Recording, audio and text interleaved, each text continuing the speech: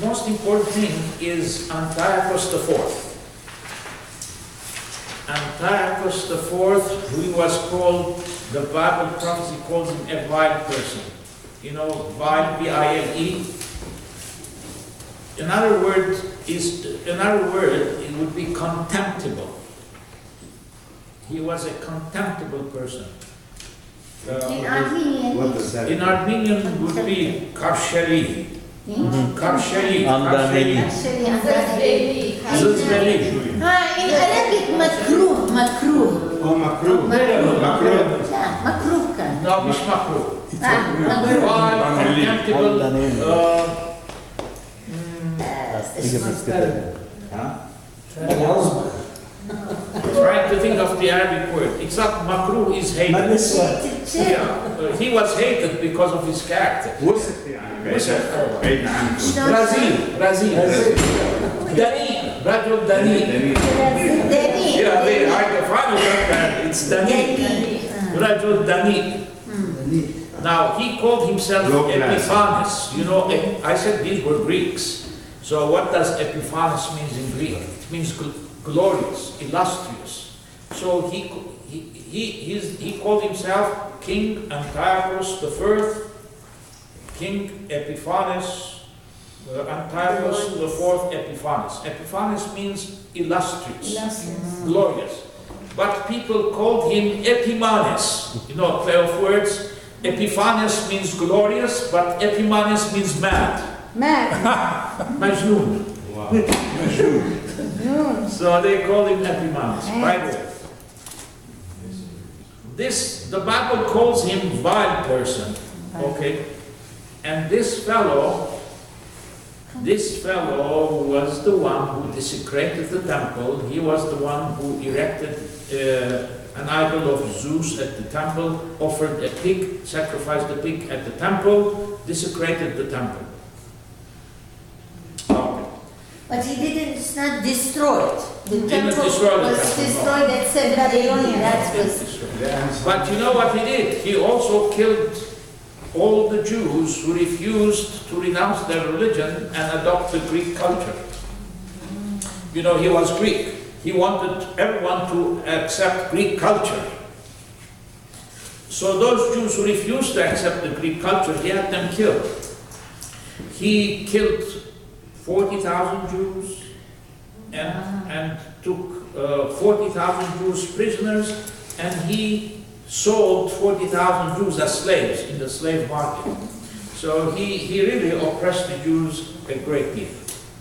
Yes? There's a question about الحقولة بالعربي بالنيو تestament بيقول رصة الخراب التي يعني قال عنها دانيال. What does that mean? Okay, now, when this king, Epiphanes IV, did that, put an image of Zeus in the temple, sacrificed a pig on the this was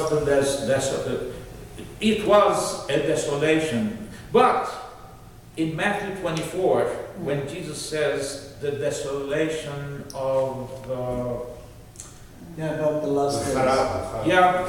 he talks of it as if in the future tense. Mhm. So this doesn't refer to what Epiphanes did. Yes.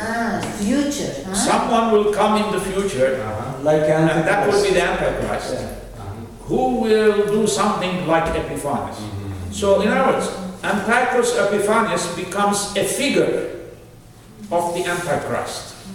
But it's gonna come, the Antichrist. The Antichrist will come.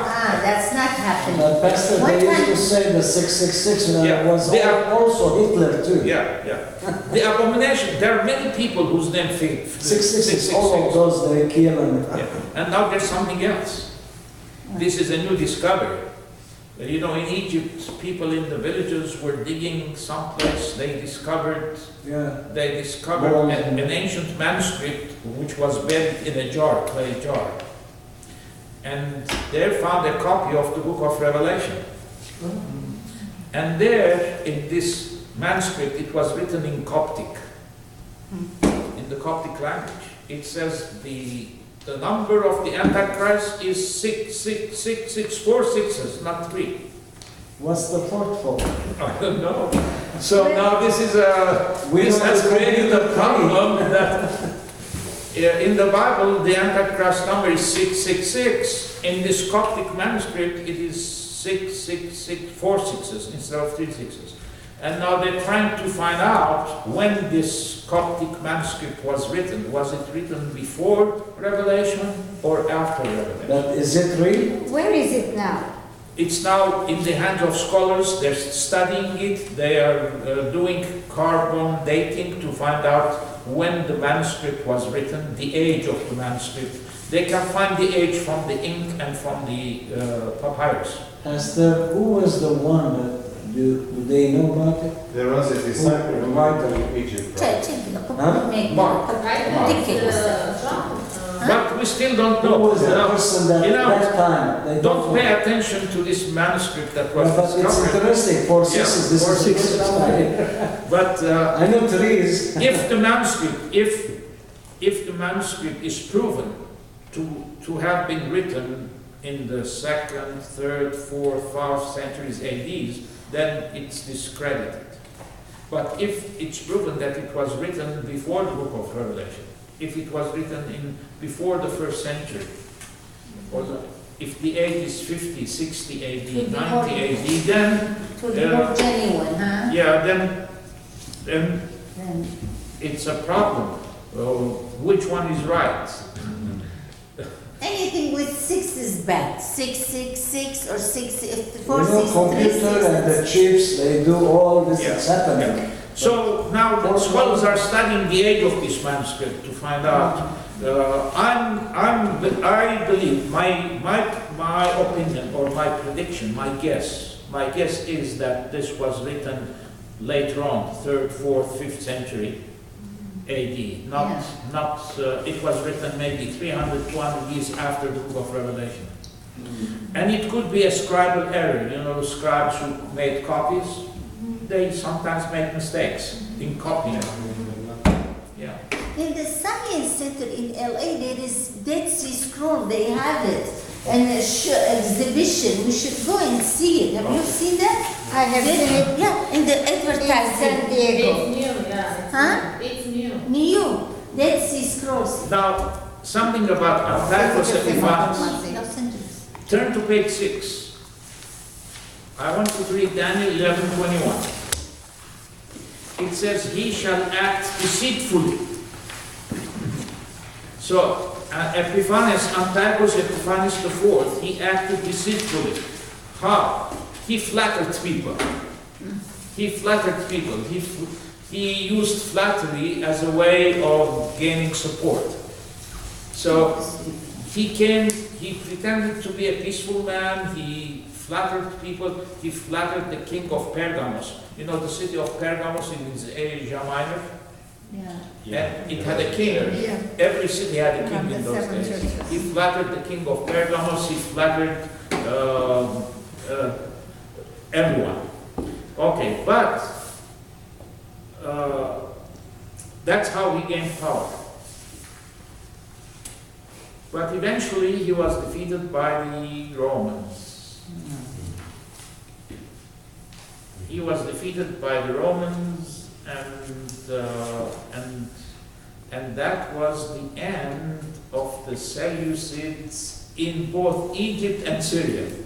In our the Greek dynasty of Ptolemy that ruled Egypt for 300, 400 years, and the Seleucid Greek dynasty who ruled Syria, they were both defeated by the Romans. And Syria and Egypt and the Holy Land became a part of the Roman Empire. Swept. That was the next empire. Yeah. So, the Bible says he will be swept away. Antiochus Epiphanes will be swept away, meaning he will be defeated, he will be removed from power. And that's what happened. The Romans defeated him. And by the way, in Daniel 11, you will hear about the island of Kittim. The island of Kittim is Cyprus. Cyprus. 15. Sorry. In other words, the Roman the Roman navy was there, and they came to Syria from Cyprus and defeated Antiochus Epiphanes.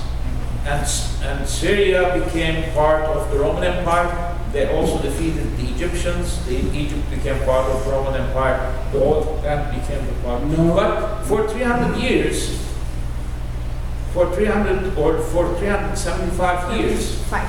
They ruled. the king of the north, the Seleucids of Syria, and the kings of the south, the Ptolemies of Egypt, were at war. And the possession of the land, the people who lived in the Holy Land kept changing their rulers. Once they were ruled by the Seleucids of Syria, once they were ruled by the Ptolemies of Egypt. Until Rome came and put an end to it. Pastor, excuse me. Is there still Greek and Turkish in Cyprus now? Or? Yes. Yeah. Still? The island is divided. Okay. The Turks have the northern part of Cyprus, and the southern part is in the hands of the Greeks. Thank you. Now, something happened, which is, of course, it's not in this Bible prophecy. When Antiochus Epiphanes desecrated the Jewish temple, the Jews, of course, became enraged, as you might imagine. And there was one Jewish nationalist called Judas Maccabeus. Judas Maccabeus. He organized a Jewish volunteer army. And his volunteer army fought against Antiochus Epiphanes and drove him out of Jerusalem. And then they rededicated the temple because the temple had been desecrated. They reconsecrated it. And these were called, that's why there is a book, not in our Bible, it's in the Apocrypha, called the Book of Maccabees. Yeah. Magapayet Swords. Arachim Magapayet Swords, Yerbok Magapayet Swords. The first Maccabees, second Maccabees. These two books describe what Judas Maccabeus, his sons and his volunteers did, how they fought against Antiochus Epiphanes, and how they drove him out of Syria, and how they rededicated the temple, they cleansed it, rededicated it. That's in the book of Maccabees. It's not in our Bible. The book of Maccabees is not in our Bible, but you can find it in the Apocrypha. There's a book called the Apocrypha. There in it there's the history of the Maccabees. And by the way, in Israel today, there are athletic competitions which happen every year. They're called the Maccabees Games, the Maccabean Games, because the Jews of today, they venerate Judas Maccabeus. By the way, people thought that Judas Maccabeus would be the Messiah, or was the promised Messiah. But he was killed in battle, and their dreams were shattered. Every time we speak about the temple, we speak about the temple in Jerusalem. Yes. Yeah. That's it. Now, the last part of Daniel 11 talks about the activities of the Antichrist.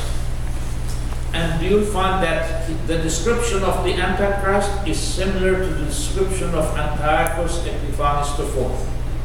Like, he had no regard for anyone. He was full of himself. He was very proud, arrogant. He desecrated holy places. The Antichrist would desecrate holy places. He would exalt himself above God. He would think that he was God, and he would do things like that. So, in other words, this king, Epiphanes IV, was a figure of the Antichrist. Or, he prefigured the Antichrist. The abomination of Yeah. desolation. The one And who the reason we know it, because in Matthew 24:15, Jesus talks about the abomination of desolation, and he says it's still future. Yeah. So we can't say what Epiphanes did was the desolation of abomination. It was an abominable act. but according to Matthew 24:15, according to Jesus, it's still future, which means the Antichrist will behave exactly like Antiochus Epiphanes IV. But what time Still, pastor rebuilding temple. they have to rebuild the temple then, because They there don't is no have to rebuild the temple. temple. How? Where is he gonna go in the future? He's gonna go the Antichrist is gonna go enter the temple. He wants to make a sacrifice. All this Now thing. let me give you my idea, because still talking that Israel will be invaded by the king of the north and the king of the south. Now the king of the south is Egypt, and I believe that one day there will be the Arab and Muslim countries will invade Israel. And It's Armenians Yeah. are with And the king of the south is will be So, the Christian countries of Europe and the Americas. And they would be fighting somewhere near the Holy Land. And you can see what's happening today is a prelude to that. Pastor, is Armageddon something real? Which Pardon me? Armageddon Armageddon? Yes. gonna happen? Yeah, it will happen. Of course, it would not happen at the place of Megiddo, the plain of Megiddo. The plain of Megiddo is a small place. Yeah. If you put 50,000 soldiers there, it would be filled up. So the whole armies of the world would not fit in there. But So you have been there, that's why. But the idea is that the battle would be in that area, in the Middle East, In the Middle East. around the Holy It's a Land. start. It would be in the Holy Land. Yeah. The Third World War would be in the Holy Land. And the king of the north will be. It looks The like will start. I believe the king of North He's would already be the ready. Christian countries of Europe and the Americans. And I believe the king of the South would be the Arab and Muslim countries. And the Yeah, Armenians, I some- think they're gonna join the Arabs, isn't it? The Armenians. I don't know. I think the Armenians are The gonna rules join. Why would they the join same. the Arabs? They're gonna join back. I don't think the Armenians would join the Muslims, because during the Crusades in the Middle Ages, the Armenians joined the European Crusaders against the Muslims. And the kingdom of Cilicia was destroyed because of that. You know, the Crusaders came to liberate the Holy Land from the Islamic rule, Yes. and they passed through the Armenian kingdom of Cilicia. Yeah. And the Armenians joined the Crusaders. They joined the Crusaders and came to Jerusalem and fought with the Crusaders. They conquered the Holy Land and ruled it for 200 years. Through Pago, still. But then Saladin came and defeated the Crusaders. The Crusaders got defeated because they lost their vision. Instead of, they forgot what they were sent for. They started spending their time in drinking, partying, abusing people, things like that. So they were defeated because of that. They were defeated. So once the Crusaders were defeated, the Armenians were left without protection. The Mamluks of Egypt came and destroyed Cilicia. They took the Muslims' revenge. Well, you support the Crusaders? Okay, now we'll take our revenge. That was the end of the kingdom of Cilicia in the 14th century. It was the last Armenian kingdom, by the way, the last Armenian kingdom, destroyed in the 14th century. Do they say now, Pastor, that Armenia it's in front of the Russia in case happens anything that I believe Russia would fight also because against the they're Muslims. together? But look at it. The Russians in Russia now, who are their enemies? The Chechens. The Chechens, they're fighting in Chechnya, Dagestan, northern Caucasia. Now southern they have Russia. There are created- clashes all the time. There are clashes all the time between the Russian army and the Chechens and the Muslims. So, There's something that say the king of the north is Russia or China or whatever, or Russia. You know, East is the Now China. they have China too East. together, Russia and Yeah. China. well, I know. But I don't find any reference to China No, no. in the Bible. Just They are coming from